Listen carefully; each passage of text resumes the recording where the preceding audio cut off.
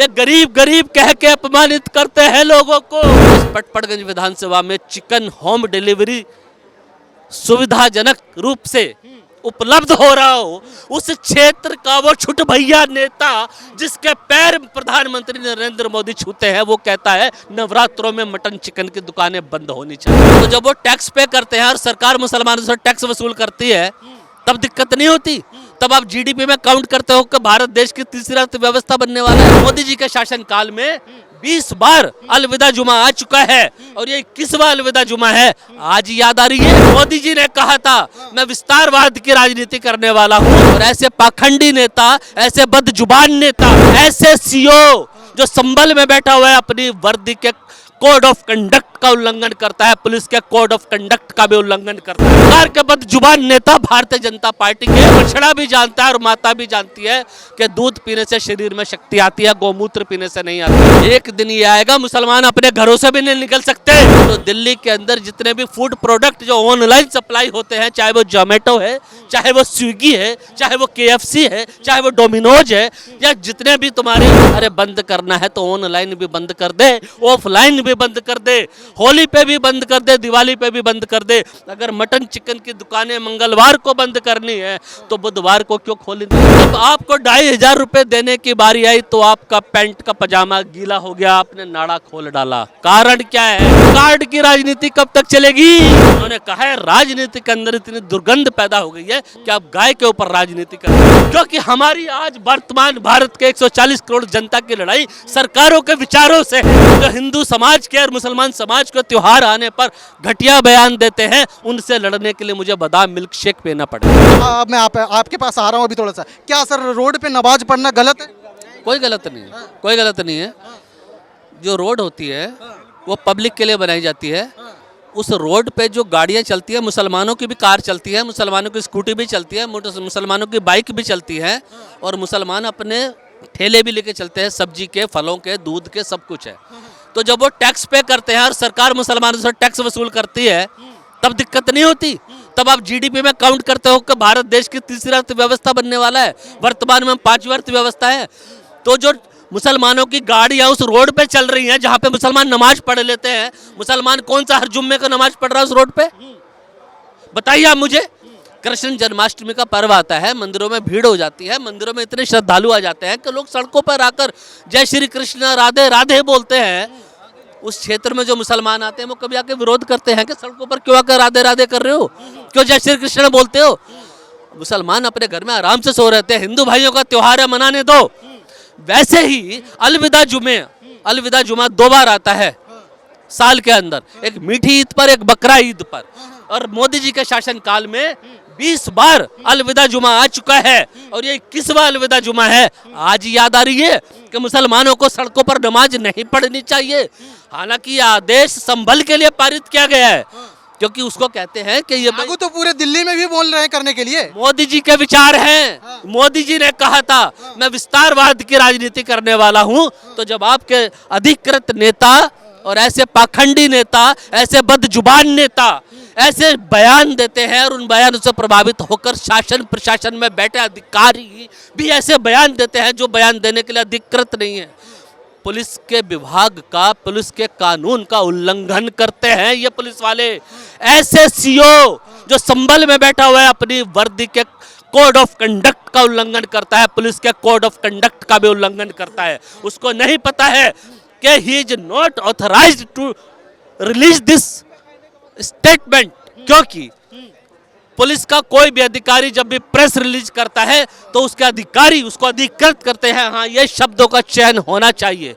कभी आप आप क्या ले रखे हैं? ये अभी ये मेरे तो में क्या है? ये मेरे हाथ में जो है मिल्क बादाम शेक है।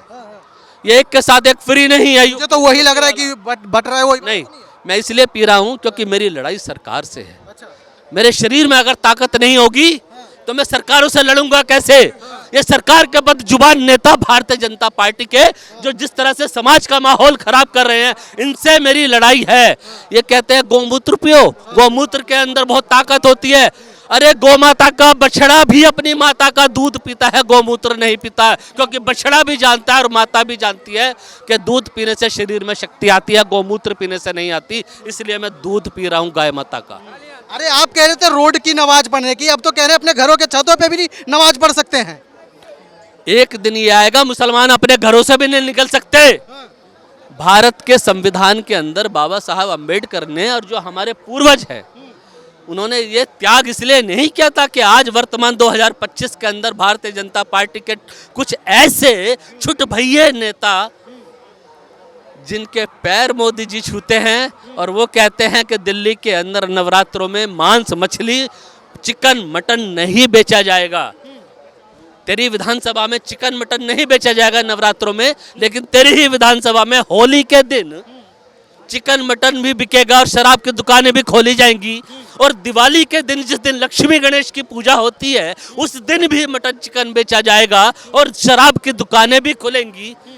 अगर इतना बड़ा तू नेता है भारतीय जनता पार्टी का, तो दिल्ली के अंदर जितने भी फूड प्रोडक्ट जो ऑनलाइन सप्लाई होते हैं, चाहे वो जोमेटो है, चाहे वो स्विगी है, चाहे वो KFC है, चाहे वो डोमिनोज है, या जितने भी तुम्हारे ऑनलाइन सप्लायर है, आप ऑर्डर KFC पे बुक कर दीजिए, डोमिनोज पे बुक कर दीजिए कि मेरे को मटन पिज्ज़ा चाहिए, आपके घर में chicken pizza mutton pizza home delivery कर देंगे।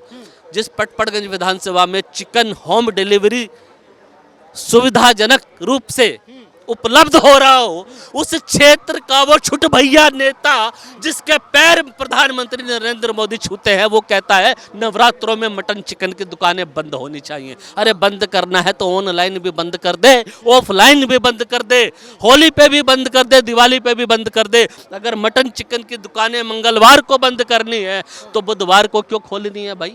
बुधवार तो गणेश जी का दिन होता है, मंगलवार अगर हनुमान जी का दिन है तो सोमवार को मटन चिकन की दुकानें क्यों खुलनी है? सोमवार तो भगवान शिव का दिन होता है। शनिवार को क्यों खुली होती है? शनिवार तो हमारे शनिदेव का दिन होता है। और सबसे बड़ी बात, इतवार को क्यों मटन चिकन की दुकानें खुली होनी चाहिए? क्योंकि इतवार का दिन तो सूर्य भगवान का दिन होता है और कहते हैं सूर्य भगवान को जल देने से आपको सारे कष्टों से मुक्ति मिलती है और आपका जो चरित्र है उसमें निखार आता है। भारतीय जनता पार्टी वो भारतीय जनता पार्टी नहीं रही।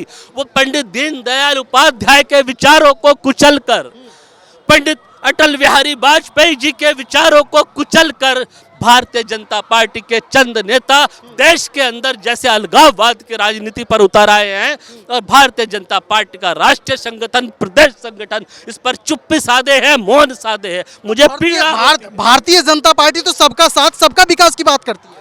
यही देखा ना आपने, यही देखा ना आपने। जब दिल्ली विधानसभा का चुनाव हुआ तब मोदी जी ने कहा था भाइयों बहनों, भारतीय जनता पार्टी को 27 सालों का वनवास दिल्ली की जनता ने दिया है, इस बार भारतीय जनता पार्टी की सरकार दिल्ली में बना दो।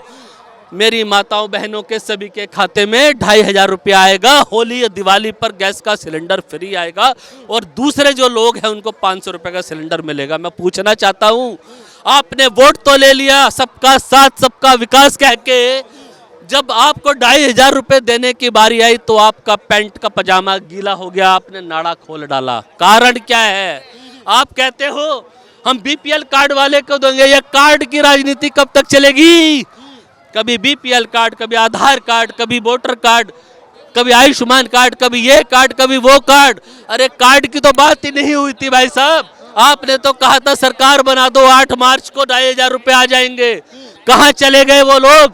आज कहते हो हमने बजट नहीं बनाया, हमने कमेटी बना दी है, हमने पोर्टल बना दिया है। हमने पोर्टल की बात नहीं की थी, हमने कमेटी की बात नहीं की थी।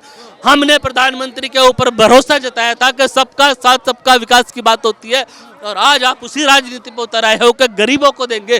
गरीब की परिभाषा क्या है? कह रहे हैं कि किसी चीज का सिस्टम होता है, थोड़ा सा टाइम दीजिए, मिलेगा, सबको मिलेगा। 2500 भी मिलेगा, सिलेंडर फ्री भी मिलेंगे, होली दिवाली पे 500 रुपये भी मिलेगा। थोड़ा समय तो दो सिस्टम बनाने में। मेरा देश 15 अगस्त 1947 को आजाद हुआ था, उस दिन भी जुम्मा था और जिस दिन जुम्मे के दिन देश आजाद हुआ, आज भारत की राजनीति में आजादी का अमृत काल का महोत्सव मनाया जा रहा है। इस आज़ादी के महोत्सव के अमृत काल में आज भी हम गरीबों को ढूंढ रहे हैं। 75 साल की आज़ादी के बाद भी अगर हम गरीबों को नहीं ढूंढ पाए तो सरकारें क्या करेंगी?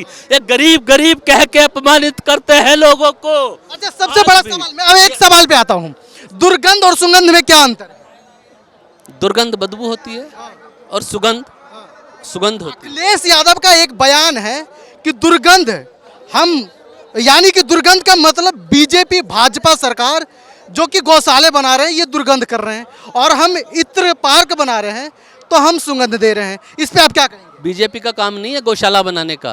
गौशाला बनाने का काम है जो गौओं को पालते हैं। प्रधानमंत्री ने कितनी गाय पाल रखी है मुझे बताओ? अमित शाह ने कितनी गाय पाल रखी है मुझे बताओ? जेपी नड्डा ने कितनी गाय पाल रखी है बताओ?